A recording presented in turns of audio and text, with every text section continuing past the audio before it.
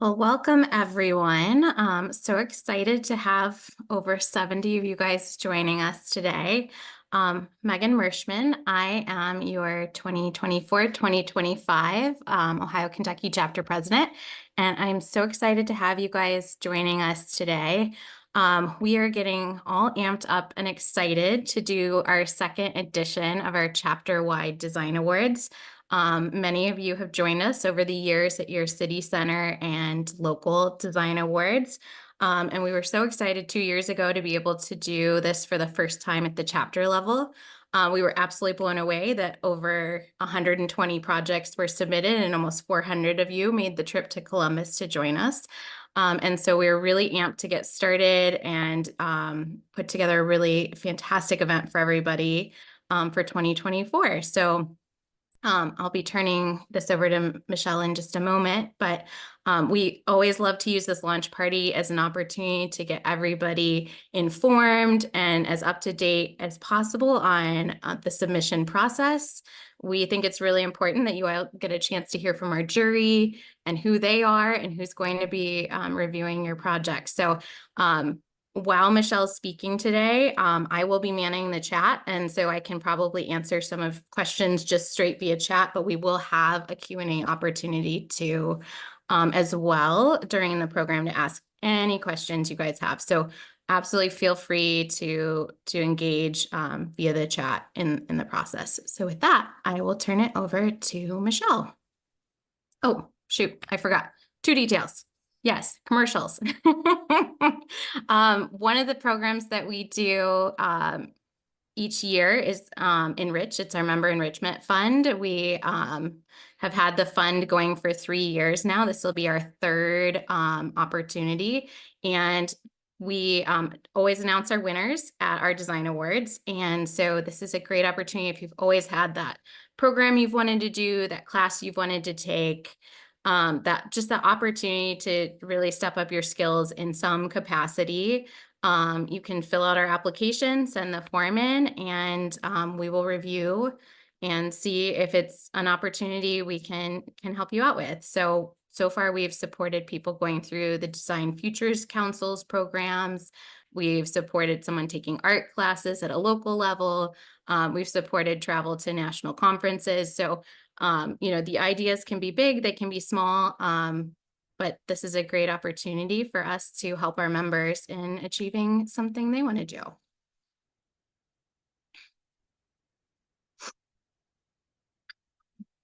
And as always, we very, very much appreciate our cohort of benefactors who supports us on a yearly basis.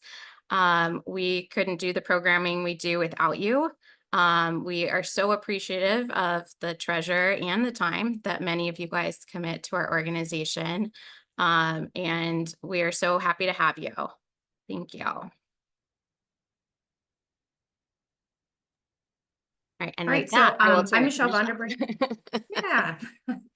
I'm Michelle Vonderbrink. I am our VP of Special Events. I work at Champlin Architecture in Cincinnati, and I've been involved in IIDA in some capacity for probably 13 or 14 years now. So I'm really excited to get to be involved in this event. I had a great time at the one 2 years ago, and super excited to kind of have our second edition of it. And this is the schedule of what we're going to go through today. So we're going to give you some kind of updates on some new things that we're doing this year. We will review the submission categories. We'll talk about a couple of additional categories for opportunities for winning. We'll look at the website just to show you guys how to submit your projects and everything like that. We'll review the key dates, our event sponsors, and then we'll introduce the jury, which I know is what everyone is here to and excited to get to meet them and see, why design matters to them and hear their backgrounds. And then we will wrap up. One thing that I will note is your attendance in this presentation today are good for an IDCEC credit. In order to get that, you have to scan the code that we give you at the end through the IDCEC app. So these two QR codes that you see right now, if you don't already have the app, use these to download the app so that when we have that QR code later on, you can scan it and get your credit.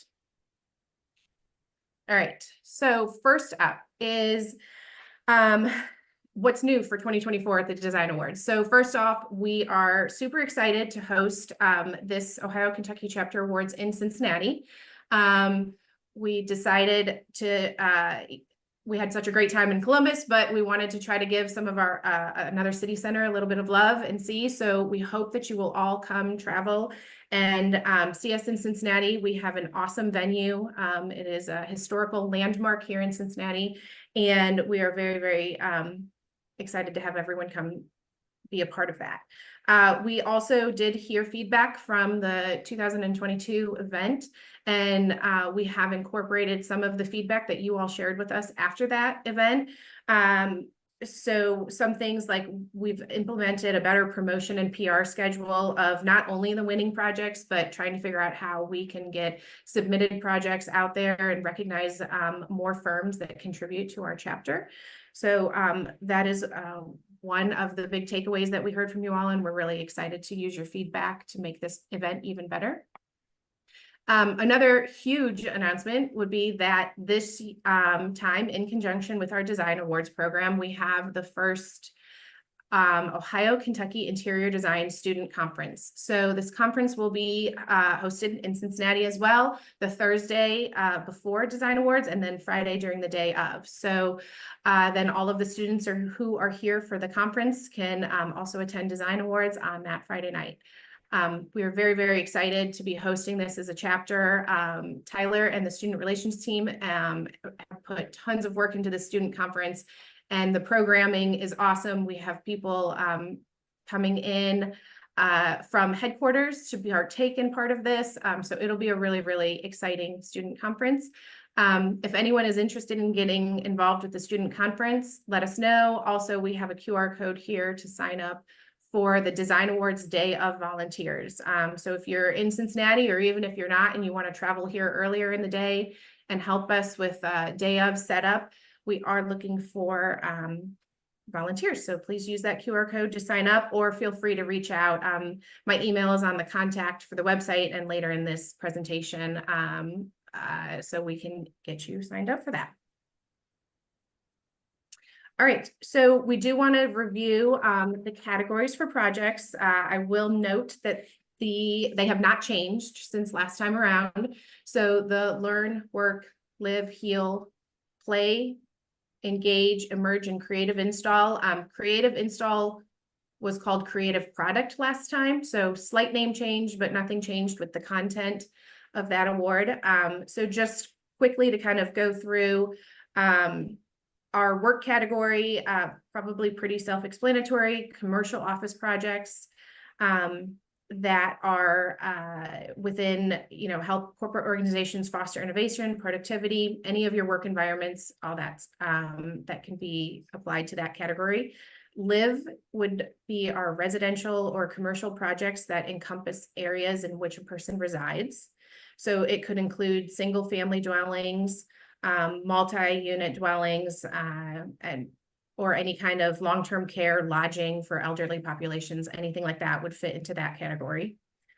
Our heal category is projects that promote health and well-being, and consider, physical, mental, emotional effects on the building occupants. These spaces could include hospitals, places for physical rehabilitation, recovery centers, primary care facilities, anything along those lines. Play are projects that focus on hospitality, restaurants, and retail environments. Engage is our category that would have projects that contribute to cultural and community value through spaces such as arts, humanities, performing arts centers, places of worship, government, or civic purposes. So it's a big category there that has kind of a lot of different options in that. And then I think I missed Learn so far. So Learn is our K through 12 and higher education projects, public or private institutions. These spaces could include classrooms, outdoor learning environments, libraries within a school of some capacity, student commons, performing arts within those schools, housing, athletics, anything along those lines. And then our emerge category is for student work. So students can submit their thesis or other projects to that category. And then our creative install is, our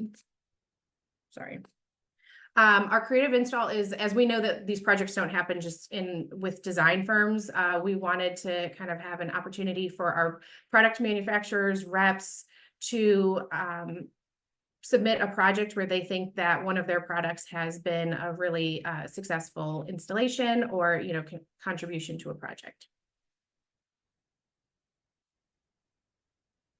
All right, so then other categories, we will have Member of the Year awards like we did 2 years ago. So Member of the Year and Student Member of the Year. New this year is going to be an Educator Member of the Year. So as you are thinking about who you might want to nominate for any of those awards, the Member of the Year nominations will open on September 1st and they will close on October 18th. And then from a project standpoint, we will be doing the People's Choice Award again. So we're really excited about that and being able to vote on that. But new for this year is going to be a Best of City Center. So after all of the jurying is done, we are gonna, the jury will go back through and kind of filter the projects by each city center where the firms were and select the top project that came out of each city center. So we're really excited about the addition of that award to this program. Okay, so all of the information that we have will be up to date, will be on our website. I am going to click over to the website here just to share and walk you guys through it real quick. Maybe, yes, okay. So when you come to our IIDA Ohio Kentucky page, if you go to events and then design awards, you will land on this page here. And then in the pink bar, we have our chapter awards for 2024. And here's where you will be able to find all of the information you need to submit a project, all of the links. You can see we have a student submissions link here for all students. So if you know of students who are interested, please encourage them to submit their projects and also be a part of the student conference. If you continue to scroll down, the first links that you see here are for the professional submissions and then our creative install submissions. And if you click on these, it'll bring you to a page where you can download the submission packet. So the call for entries will give you all of the information on what you need to submit, how to submit it. But here you'll be able to pay for your professional submissions and then basically check out your cart here, however many submissions you would like to pay for. And then if you click on this read more, after you read through the submission packet and you compile all of your images, the requirements are the same as last time around. So there is the format and you will upload everything in a single PDF and use the Judgify website that we used last time as well. So if you have any questions, let us know. You can reach out at any point in time if you need help with any of these processes. They are the same that we did in 2022. So hopefully it'll be a little bit easier this time around. And let me click back over to the presentation.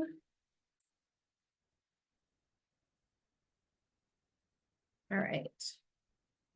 Important dates. So submissions are now open. And then the submissions window will close on September 20th. So get started on your submissions and you can pay for the submission on the website back there, you know, before you're ready to upload to Judgify. So if you want to get all of your submission payments and everything in order, you can do that first. But submissions will close on September 20th. Sponsorship also closes on September 20th. We do, I think the next slide talks about our sponsors, but we do have some additional opportunities available. And then ticket sales to the event will open on October 1st. And our award ceremony is Friday, November 15th in Cincinnati. Right. We could not have the event without our event sponsors. So these are all of our current event sponsors. We'd like to thank them for their contributions so far. There still are some sponsorship opportunities available. So if you are interested in sponsoring, please contact Catherine. She's our Director of Finance. Her email is here. You can also reach out in the chat or email me and I can get you connected if you are looking to get involved in this event.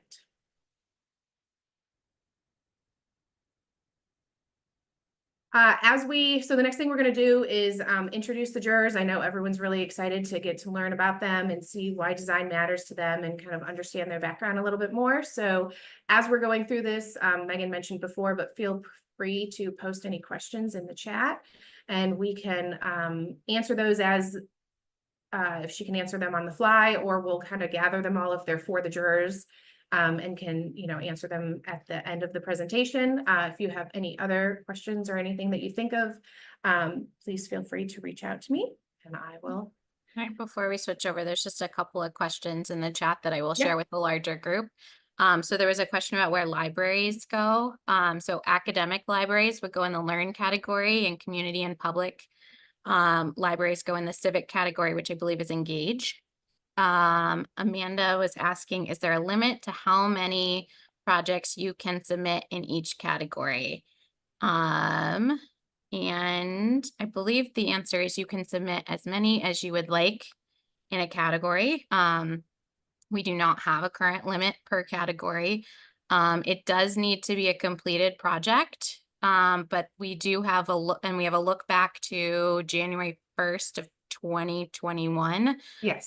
for completion dates. At this time, we do not have a kind of on the boards submission category. We had a question about student projects for students who graduate. If you are graduating in the spring of 2024, you can absolutely submit your capstone project in the student category. I believe the last time we did this, we did actually offer like an underclassman and a thesis level submission. And we ended up just kind of putting them all in together in one category. But yes, both underclassmen projects and capstones are acceptable, but they do need to be like, if you've graduated this year, it would be your 2024 capstone submission. And yes, Amanda, any project that's been completed since January 1st of 2021 would be eligible for submission. Let's see here, Elizabeth. How much will tickets cost if you're simply attending and not submitting? We do have several different ticket rates. We are still fleshing out a couple of details as we are looking into potentially doing some table sales as well. But there will be non-member and member rates. There's no tie between your project submission and your purchase ticket for the night of. It is just we categorize it as non-member and member tickets, and then we have student member and non-member ticket rates. And people outside the industry are absolutely able to attend. There were quite a few people in Columbus that had brought their spouses as a way of showing them and helping them understand and like what we're celebrating, what we do all day and what we do for a living and what our projects look like. We rarely have an opportunity to always share those with those people. So absolutely feel free to bring a +1 to see what we're all about. I think we've got all the questions at this point. So I'll capture, if there's questions for the jury, I'll collect those and we'll maybe try to ask each juror as they finish. Awesome. All right, so without further ado, I will announce our jury. So we have Jackie McFarland, John Cantrell, and Sarah Kuchar-Parkinson. And we're going to go through each of them, and they're going to give a presentation so you can learn a little bit more about each one at a time. And we will jump in with Jackie. So Jackie McFarland is an award-winning designer with more than 4 decades in the design industry. Jackie's career has spanned a number of realms, including academia, corporate, and residential design, and sole proprietor of a successful practice. She now serves as a principal with Stantec Architecture and has worked on many notable Calgary projects, including the iconic BMO Center, the ATCO Commercial Commons, revitalization of office buildings in the downtown core, and several post-secondary institutional projects. Jackie is recognized for her design excellence with honors from AWMAC, so Architectural Woodworks Association of Canada, Alberta Masonry, and the Interior Designers of Alberta. Welcome, Jackie. Thank you so much for taking time to share with us. Jackie is fresh off of a plane, so I said we lost a juror in 2022 because of a plane, and I thought it was going to happen again. So not lost. They just didn't make it to the, wow, that was a really bad description. They didn't make it to the presentation because they were stuck on a plane, and I was very afraid it was going to happen again, but we are so happy to have you here. We did. We'll turn it on over to you. All right. Can you hear me all right? Is that Yep. okay? Good. Oh, I do want to start off with a moment of gratitude. First of all, Pamela Evans is on this call. She's the one who really got me into this, and I so appreciate it. Pam and I go way back through our common organization of IDEC, Interior Design Educators Council. So thank you, Pamela, to introduce me to IIDA. And honestly, my first working with this group has been fantastic. I'm so impressed with the organizing committee and the executive and my fellow judges. So far, it's been fun, and I'm just so impressed with how well organized it's been. And then finally, to all of the potential candidates on this call, congratulations. You know, I do know that putting together an award package is a lot of work, but really encourage it because the end results are so important for increasing what we do in terms of our industry, from learning from one another. So again, I just want to say thank you for that. We can go to the next slide, Michelle. Yes, the Green Star is where I live. I was there 4 hours ago. And if you look to the west where it says Vancouver, I'm actually on the island right next to that. So 4 hours ago, I was back home, had an hour delay in my flight. Ashley was so great about saying, it'll all work out, it'll be fine. The blue star just slightly to the north is Edmonton. That's actually where I was born. So you get a sort of a relationship of where I am to Ohio and Kentucky, definitely in a different realm altogether. I went to school at the Blue Star. It's Winnipeg, the University of Manitoba, and it was one of the first and only interior design programs that offered a degree. So that's why I went there. So there's a glimpse of my geographical location. Next slide, Michelle. And you now know how old I am. This is where I grew up. Honestly, a perfectly middle-class, ticky-tacky box, suburban environment. Design was the furthest thing from my imagination, other than I did know to wear a pink Angora sweater to the birthday party. I was so fortunate to run feral through the streets of Rio Terrace in Edmonton and start partying from an early age. Next slide, Michelle.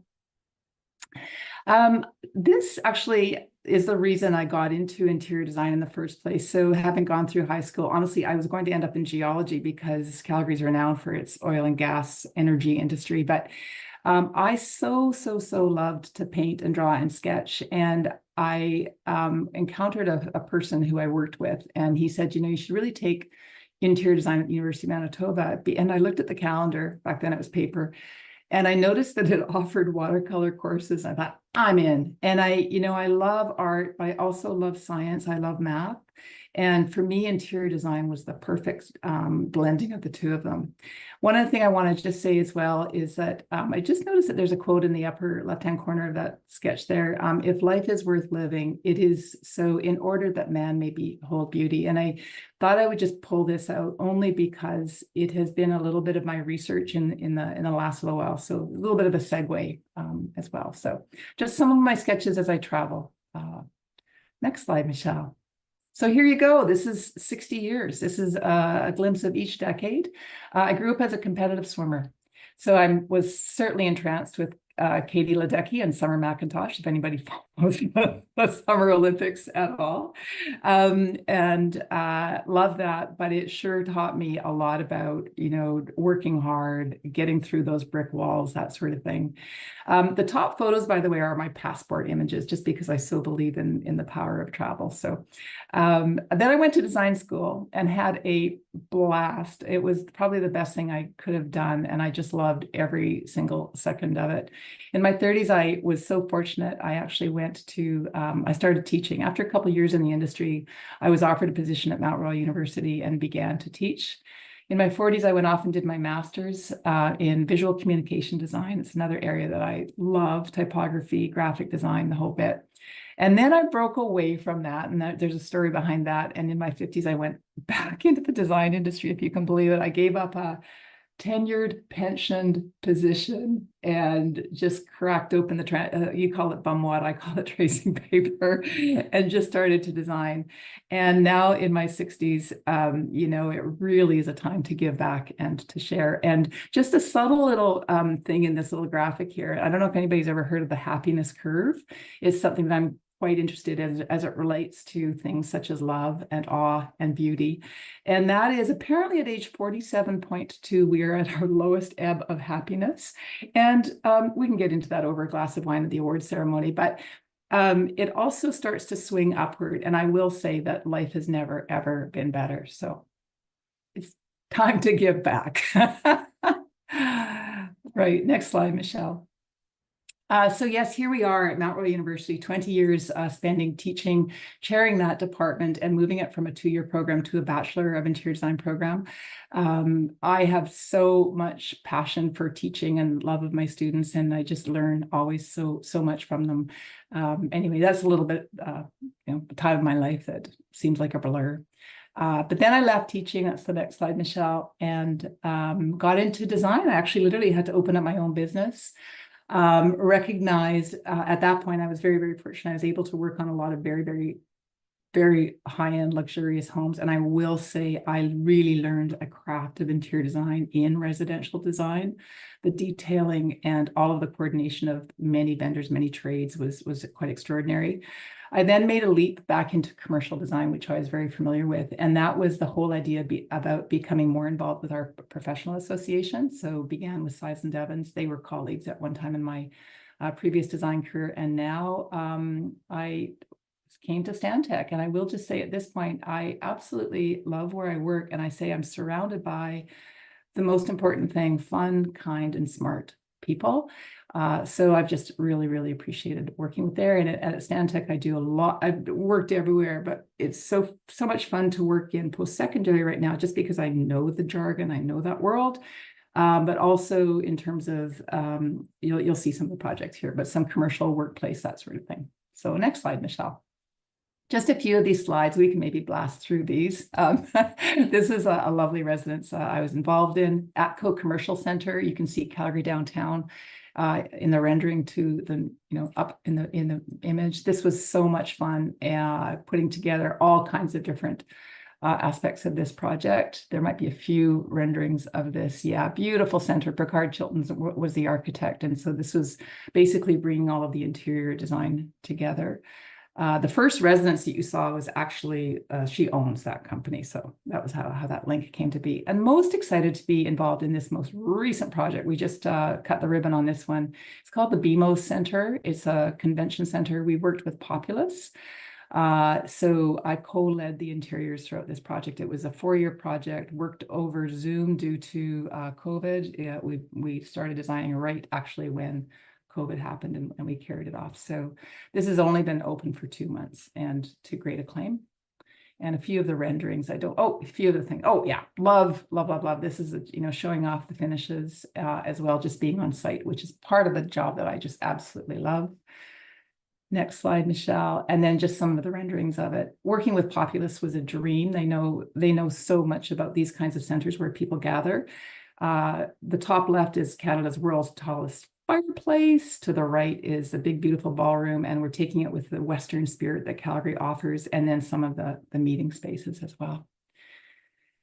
And then now a whole different project, and a refurbishment of a 40-year-old building in downtown Calgary with a floor plate of 85,000 square feet, where we needed to refurbish it to attract some of those tenants back into the downtown core, including conference amenities, a tenant lounge, and then just really upping it. We took it from a 1990s slate and heavy wood and stuff. So it's now bright and beautiful. What I'm really excited about is our chain sculpture feature. It's on the bottom left-hand side slide, and it's absolutely drop dead gorgeous.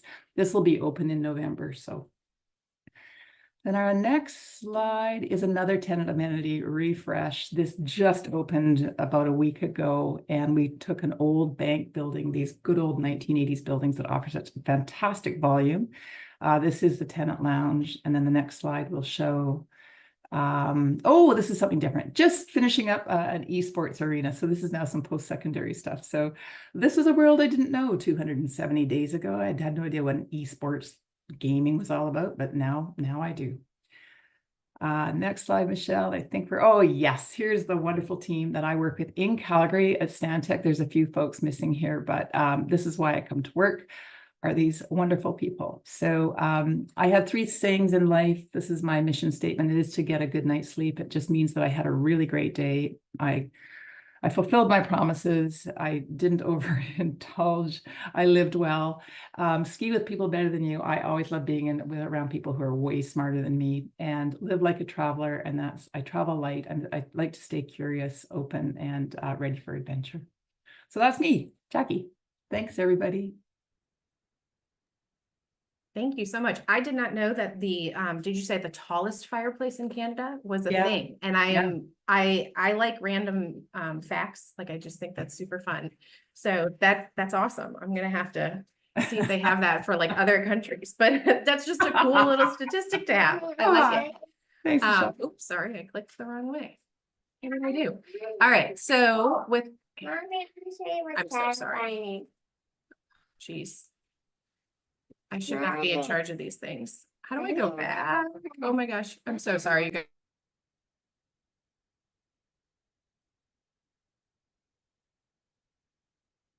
While you're adjusting the slides, Jackie, my next door neighbor, is from Edmonton and grew up in Edmonton. So I've been hearing all about it over the last year, that they've just moved in next door to us. Oh, that's fantastic, John. That's great. I wonder if we played in the streets of Rio Terrace, although he's only slightly younger than I am. But I think they just lost the cup last year, right? Like they I made know. it to the. I know, that was so heartbreaking. Oh, yeah, it was. Yeah. Okay, so I'm sorry, John. I think I just ruined your whole. I gave away some of your slides. I did not mean to. I apologize. It's totally fine. We're gonna show off how technology is my friend until I'm in a room full of 100+ people, and then it's not. It's all of us. At least it'll be memorable. So yes, without further ado, I'm going to introduce John. He is a strategy lead with Gensler in Atlanta, with work ranging from large to small and contributions across several internal and external creative teams, spanning 18 years of brand strategy. Brand strategy, creative direction, product design, events and exhibitions, interiors, and architecture. Further works and words can be seen in publications such as Interior Design, Fast Company, Design, and GB&C Magazine, and awards from every major media and design publication in North America. So I think you're definitely better at technology than I am. John has served on the advisory board for the Building Arts Department for Savannah College of Art and Design, as well as served as the Sustainable Design Advisor for the Georgia chapter of IIDA, and the chair of the 2008-2009 Trash to Treasure Art Auction, supporting public art for the Atlanta Beltline. That's really cool. So I will start your presentation the correct way this time. Oh, Thanks for that intro. And I just want to echo all of Jackie's words opening before about appreciating all the sort of hard work that goes into all the submissions and for this team for organizing. And one thing just sort of really quickly, I just sort of have on here, you can call me JC, like there are a lot of Johns, and sometimes it's just easier. This sort of has become the unofficial nickname that I have, usually from place to place. So if you refer to me, I think that's sort of like definitely okay to just call me, not just another John. And one thing I'll sort of mention around just sort of like approach to vision, I sort of have this mantra that I call values over vision. That is something that I've sort of like grown to adapt as a part of my career and journey. I think as I've done quite a few different things over the last 20 years. And, you know, definitely if any of you have read the book called Range, it's a really great book that sort of talks about the sort of diversification of skill sets and opportunities and experiences. And I think that's something that definitely has sort of led me to kind of adopting that mantra. We can advance through, and I'll go through these slides really quickly. Here's just sort of like a simple graph around where I've spent and grown up my time, bouncing back and forth, starting in Alabama, where I was sort of born, and bouncing back and forth between Alabama and Tennessee, all throughout high school and even my first couple of years of college. And I was sort of a late bloomer to design. So I didn't really get into design until down when I moved to New York and went to school in New York, and then also in Savannah at SCAD. And then I've been spending the last 20 years in Atlanta practicing. So it's, you know, so much of this time has been spent in Atlanta, but these other years are so formative, you know, just sort of like your approach and then growing up in a sort of blue collar household of not having a lot of exposure to design or the arts. I think this is sort of a way to sort of showcase how I've moved in different places and where I am today. And then the next slide, and I think, you know, in terms of like passions, I really have like, you know, going back to like my time in New York and having exposure more to the arts, I would say like I have this sort of 50-50 split of loving and you know, as was introduced earlier, I am a strategy lead for strategy practice here in Atlanta. And I really get to use sort of both hemispheres or both halves of the brain. One sort of about, you know, dedicated to my passion and love for art. I remember the Torque Spirals exhibition in New York that was up in the late 90s by Richard Serra. It was one of the most pivotal, transformative experiences or moments for me about the sort of effect that art can have on, you know, how we feel. And I sort of always take that with me and remember that there's both an art and science to what we do, you know, even today, and love sort of thinking about those. And, you know, I have a super deep passion on my nerdy side for things like black holes and the space and universe. So I remember when this M87 photo was taken like 5 or so years ago, I was just like struck. So these are just like, you know, the different kinds of range of things that I get really inspired and moved by.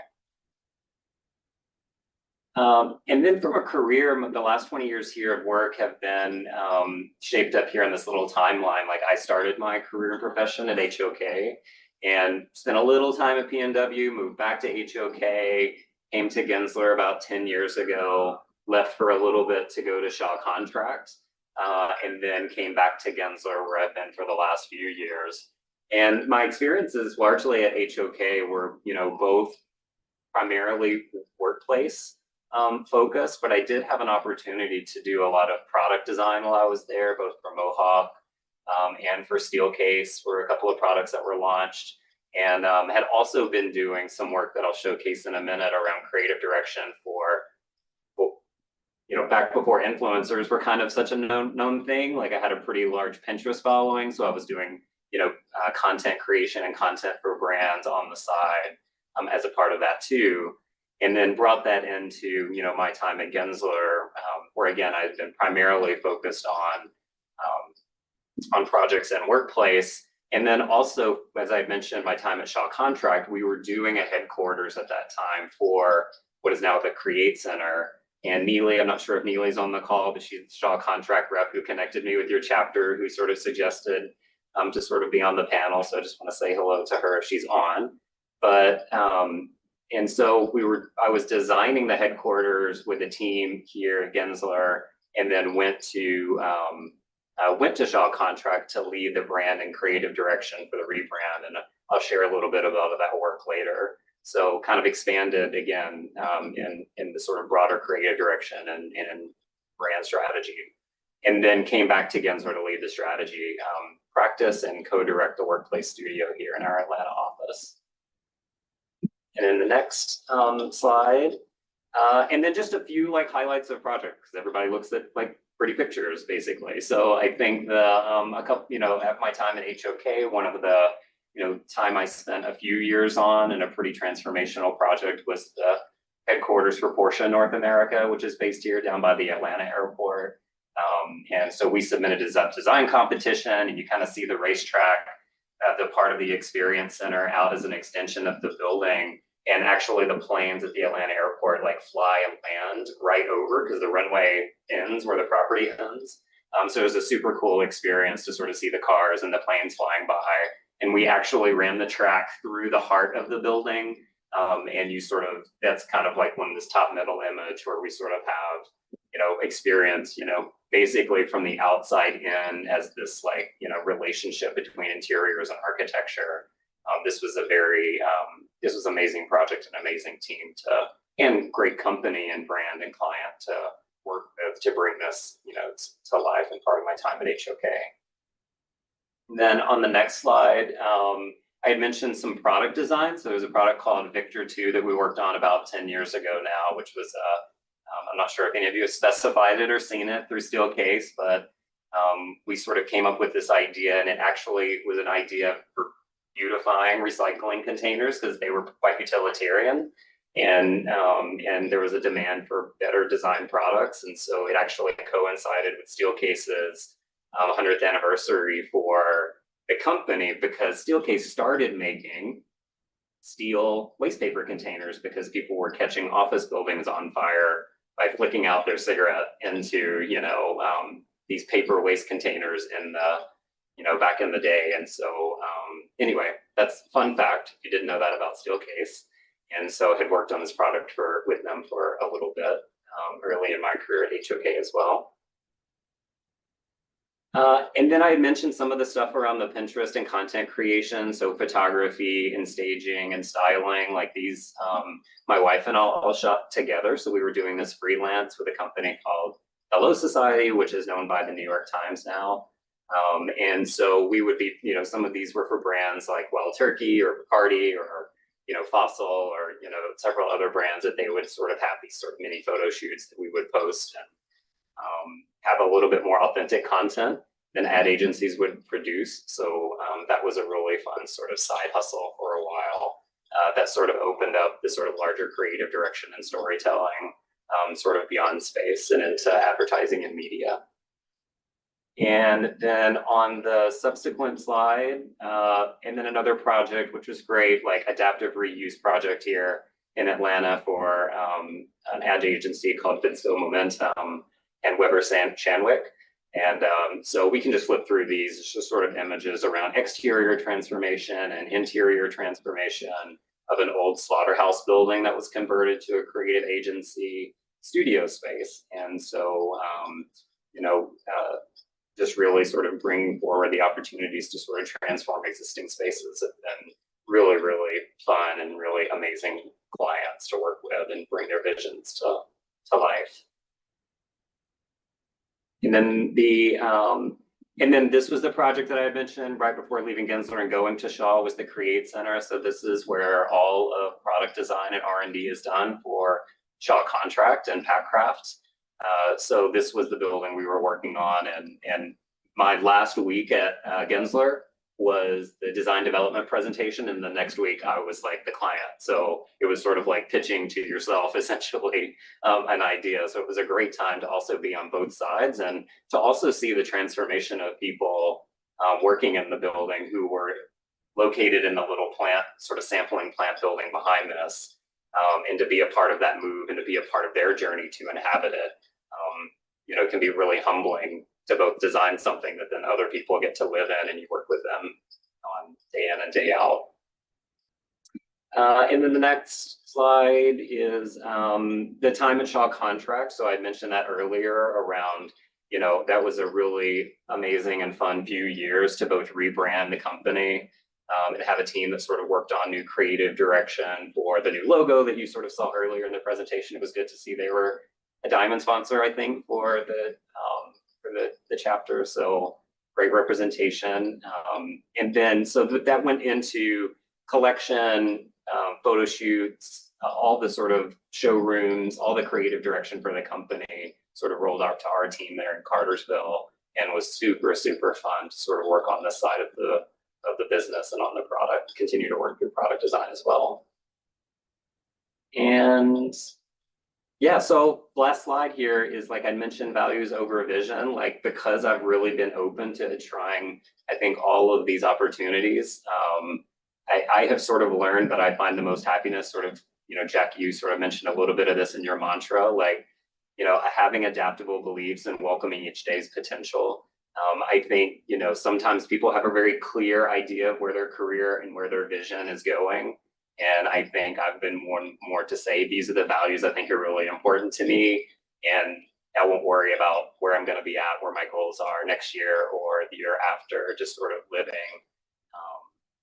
by sort of more these surprising influences is my sort of personal mantra. So thank you all for spending all that time listening to what I thought was going to be really fast. Thank you. So I think we could like call you like an original influencer. Like, I think if what you did for Pinterest and everything existed before what we all know as influencers today, you're like the OG, right? Sure. I don't know whether that's a compliment but yeah, it was fine. I think, yeah, I think it's a compliment.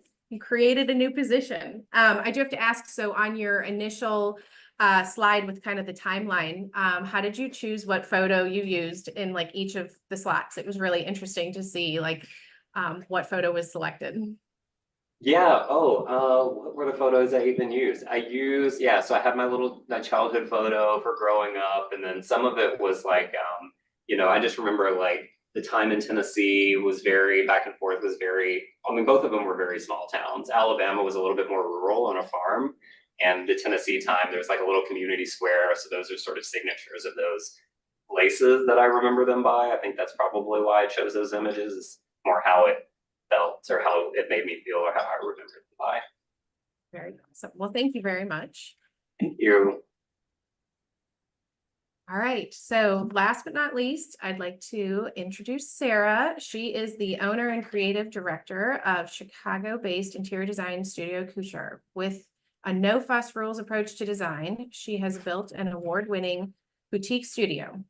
Since 2016, under Sarah's design direction, Couture has designed for what's next, creating custom and unique spaces for each client and market.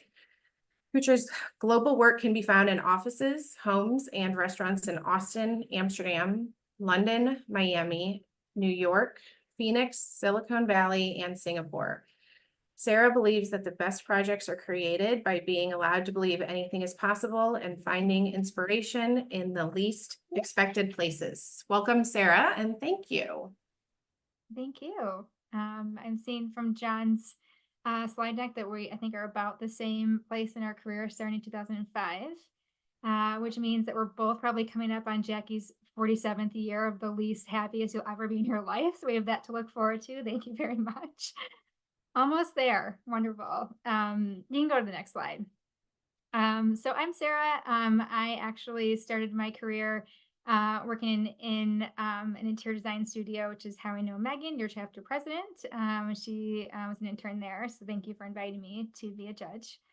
I have only a few slides here because I'm a business owner and I've got negative 10 hours in every day, as Jackie probably knows as well. So I'm doing a lot of talking along with these slides. I actually grew up in a very small town, a town of 1,000 people in Michigan, and came to Chicago in 2002, shortly after everything was kind of going down with 9/11, which is a really crazy time. But realized that I loved big cities. I loved being kind of part of the hustle and the design of a big city. and came to Chicago to pursue an education in interior design.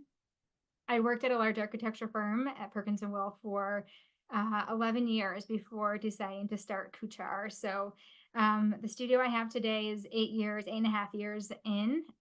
This photo you see here is of my team. We're 11 people, mostly female-based studio. And I really worked really hard to create this studio that is everything that I would want in a place that I work at.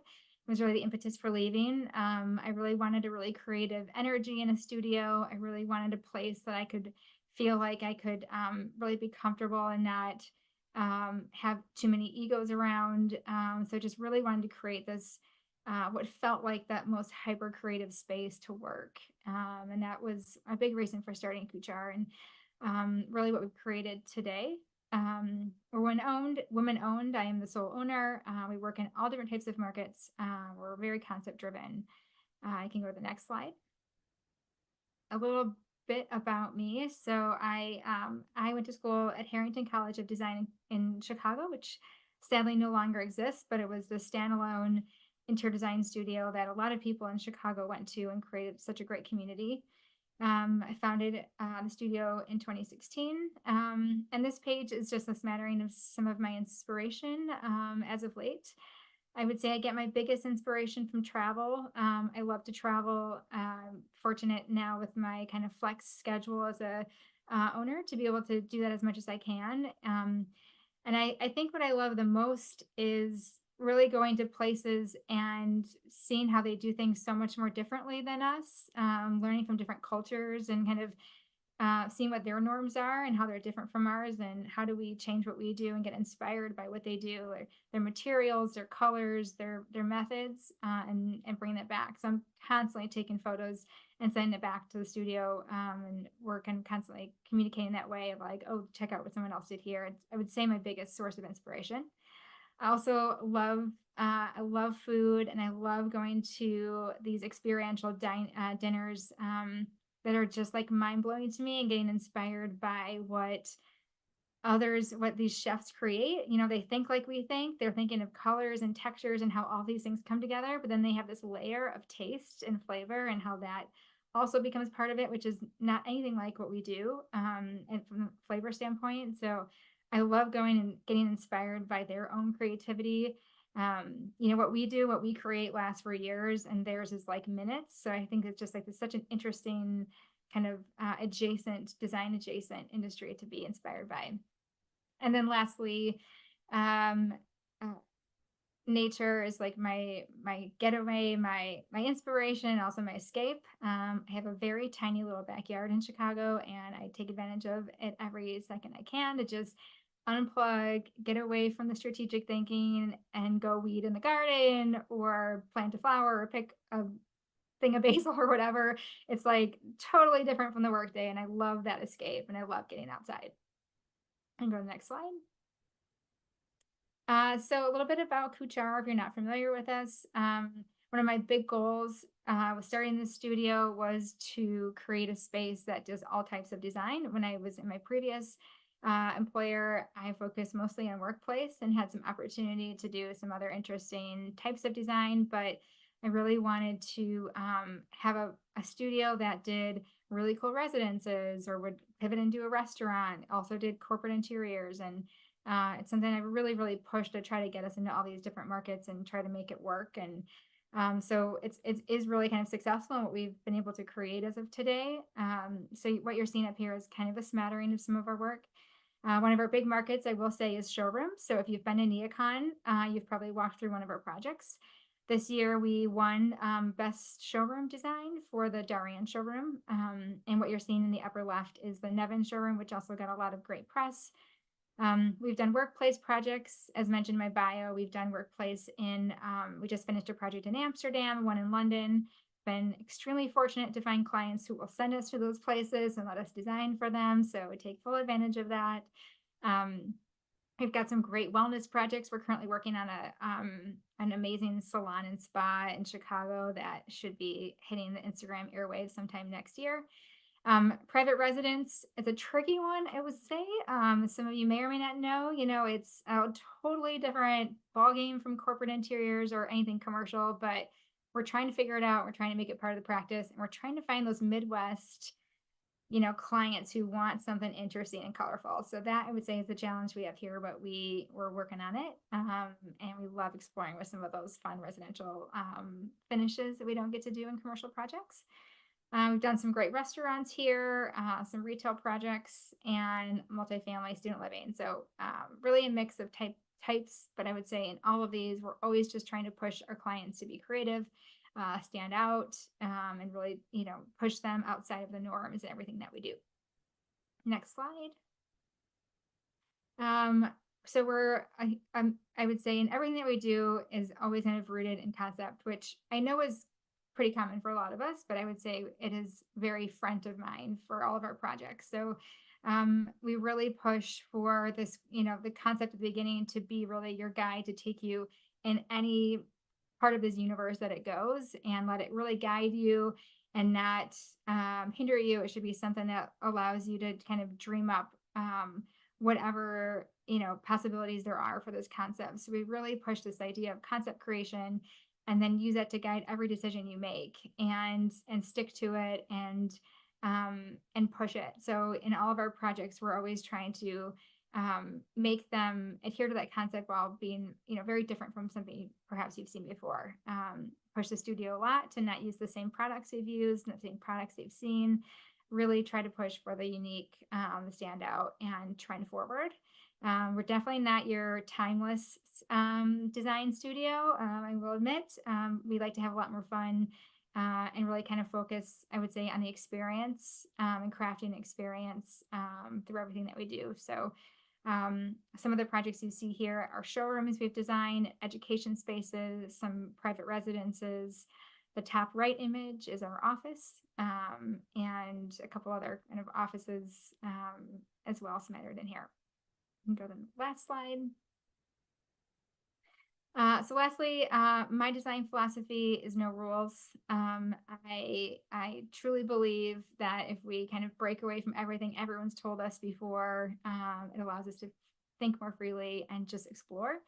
So I really push the team, especially when people come in from other places, to just shed those rules that you've been kind of adhering to, and explore everything, leave no stone unturned. So, don't let any common piece of design, don't let anything kind of become common, I guess. So can the cabinet be round instead of square? Like just what can be different? Every little piece of design can be something different. You can use a material in a different way, or you can shape, whatever you're doing in a different way that we've seen. I hear a lot in our studio sort of, would it be crazy, or this might be a weird idea? And it's like, I just love those, like throw it at the wall, see what sticks. We can always say no. The client can always say no, but we got to try, without kind of throwing out the crazy ideas, we're not going to progress forward. So we really push a studio and a culture that is open to all ideas from everybody. And we love it when the crazy ones come forward. So here you see just a mix of some of our projects, including showrooms, a retail store in Chicago, and some corporate offices as well. And lastly, I'd like to just close and say I'm super excited to see all of the projects that you will all submit. Submit as many as you can, because I love seeing them. I can't wait to get inspired by everything that we get to go through. And again, very inspiring for me to see all your work. So I'm very excited to dig in and see what you guys all submit. Thank you. Thank you. So within your showroom design, do you have a favorite, either a favorite showroom that you've ever done, or a favorite product type to do a showroom for? I would never say what my favorite is, because they're all my favorite children and clients. No, I mean, they're all fun to dig into. I think one of the coolest things is we get to learn. I'm sure Jen, went through this with Shaw. You get to really learn so much about somebody's product, more than you knew before. All their products by heart, all their names, all their offerings. So no, I wouldn't say there's a type. you know, flooring's tough because it's all on the ground and there's not much to see kind of right in front of you. But no, we love digging into them all. We like seeing what comes our way. Sarah, did I see the Hightower showroom in there? Did you do the Hightower showroom? We did not do Hightower, no. Oh, okay, okay. I just Scandinavian looked. Spaces, maybe. Yeah. Okay, it looked familiar for a second. I didn't know if that was recognizable or not. Not one of ours, but a good one. For sharing. Yes, thank you. Thank you all. I'm gonna click over here. I know we might be coming, some people might have to jump off. So I'm just gonna put the dates up here again as a reminder. Here is your QR code for the IDCEC credit. So get your app out and you can scan that. If you have any questions, I know sometimes when a whole bunch of people are trying to scan the app at the same time, it takes a little bit of time. But if you have any follow-up questions or you need any help with that, let me know. I am going to thank Jackie, John, and Sarah again for joining us today. It's always super helpful to understand who the jury is that will be reviewing the projects. We really appreciate your willingness to take extra time in addition to when you will be reviewing the projects to join us today and share, you know, about yourselves with our group. Megan, did anything come through in the chat that we should address? Shoot. We might have some issues with our QR code. Of course. Of course. If we do, if everyone's getting the inactive, we can send out a link to everybody who attended, and you guys can send us your IDCEC numbers. So we can follow up with everybody on that if we're all getting issues with that. There were a number of questions about locations of projects in terms of what's acceptable. So I did pull the wording from our submission packet regarding the direction. So on page 4, when you open the submission packet, it does address the sort of designed by and submitted by criteria. If you do have a like a project where maybe you were like an AOR or there was a split on scope, go ahead and send us the details. And we can review your the situation and just make sure we feel like it's in compliance with our goals and objectives. But the idea is that the firms, the people doing the work are located here in our chapter, but you know, we obviously, most of us have projects that are all over the country or all over the world. So you can absolutely submit projects that aren't built in Ohio and Kentucky, but they do need to be designed by those that are living and practicing within the boundary of our chapter. And this is a good time to also remind you that one of the requirements is that your lead designer is supposed to be an IIDA member. So if you have projects that you want to submit and your designers on these projects are not IIDA members, now is a great time to sign up as an IIDA member. If you sign up right now, chapter has kind of expanded the new member, so you would get the rest of this year and then all of 2025. So these projects are supposed to be, you know, submitted by an IIDA member from Ohio, Kentucky.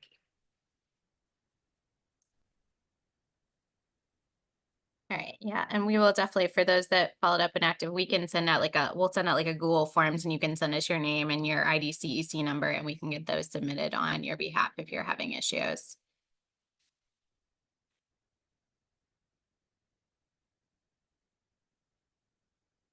And with that, I think that pretty much covers the bulk of the questions, but I would say yes, absolutely. If you have any questions about your circumstances, whether your project applies or not, just email Michelle and we'll discuss and get back with you guys on a case-by-case basis.